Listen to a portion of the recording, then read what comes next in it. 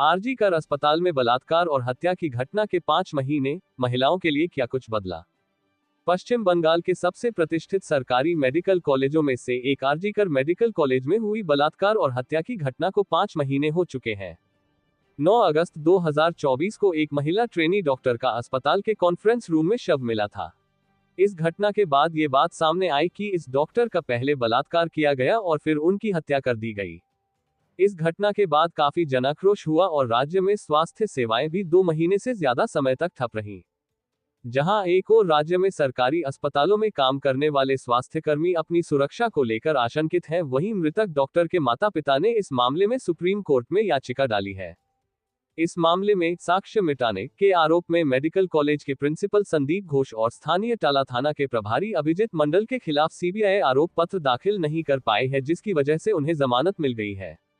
लेकिन सीबीआई की जांच को लेकर मृतक डॉक्टर के माता पिता ने असंतोष व्यक्त किया है और उन्होंने मामले की निगरानी कर रहे सुप्रीम कोर्ट और कलकत्ता हाई कोर्ट में याचिका दायर की है।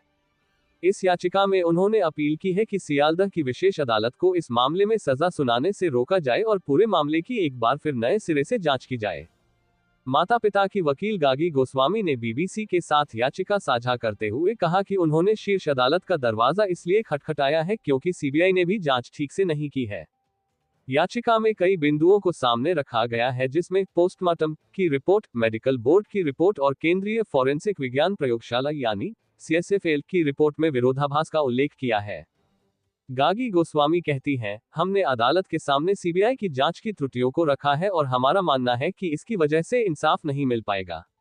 सीबीआई ने वहां मौजूद सीसीटीवी कैमरों की जांच के बाद सिर्फ संजय राय को ही चिन्हित किया है, जबकि उसमें कई और लोगों को आते जाते देखा जा सकता है। वो कहती हैं कि सीबीआई ने सीसीटीवी में नजर आ रहे दूसरे लोगों की शिनाख्त नहीं की है, जिसकी वजह से सच्चाई सामने नहीं आ सकेगी।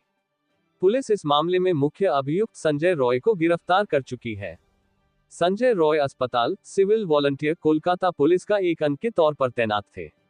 इस घटना के 5 दिनों बाद यानी 14 अगस्त 2024 को कलकत्ता हाई कोर्ट ने मामले की जांच सीबीआई को सौंप दी थी, जहां इस मामले में मेडिकल कॉलेज के प्रिंसिपल संदीप घोष और स्थानीय टाला थाना के प्रभारी अभिजीत मंडल को साक्ष्य मिटाने के प्रयास के आरोप में सीबीआई ने गिरफ्तार कर लिया था।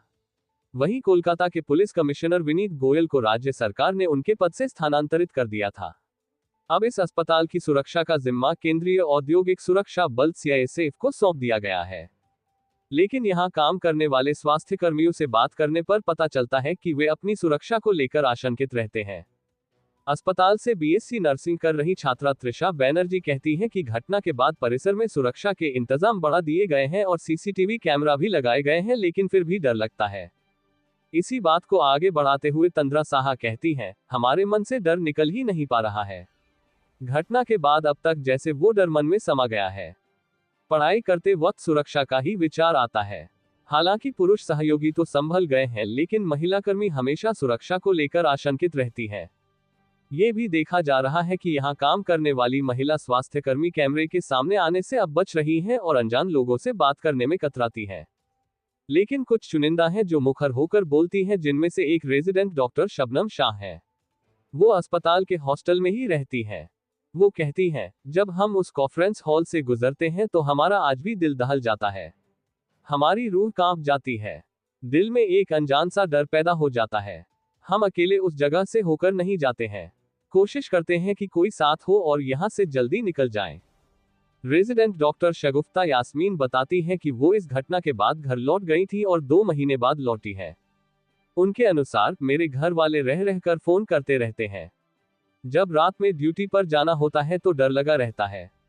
हम देख रहे हैं कि CISF के जवान तैनात हैं, लेकिन उसके बावजूद डर लगता है। इधर डॉक्टर श्रेया शॉ BBC से बातचीत में कहती हैं कि उनकी बृहस्पतिवार से 36 घंटे की ड्यूटी है और उन्हें घर से काफी फोन आएंगे। वो बताती हैं, रात को सोने से पहले वे बार बार फोन करेंगे कि ध्यान से लॉक करके सोना, बाहर गार्ड है कि नहीं, अकेली हो या कोई साथ में है, ये सारे सवाल पूछते हैं। इस घटना के बाद राज्य के डॉक्टर भूख हड़ताल पर भी गए थे। राज्य की मुख्यमंत्री ममता बनर्जी ने इन डॉक्टरों से वार्ता भी की थी और सुरक्षा का आश्वासन भी दिया गया है। लेकिन डॉक्टरों का कहना है कि उन्हें सरकार के आश्वासन पर भरोसा नहीं है और वे सीबीआई की जांच से भी संतुष्ट नहीं है। सीबीआई ने बलात्कार और हत्या के मामले में प्राइमरी चार्जशीट प्राथमिक आरोप पत्र को सियालदह की विशेष अदालत में दायर कर दिया है। प्राथमिक आरोप पत्र में बलात्कार की घटना को अंजाम देने का आरोप सिर्फ सिविल वॉलंटियर संजय रॉय पर है। सीबीआई ने एक दूसरी प्राथमिकी भी दर्ज की है जिसमें आरजीकर मेडिकल कॉलेज और अस्पताल में हुई वित्तीय अनियमितता के सिलसिले में प्रिंसिपल संदीप घोष को गिरफ्तार किया गया था। इस मामले की जांच अलग से चल रही है।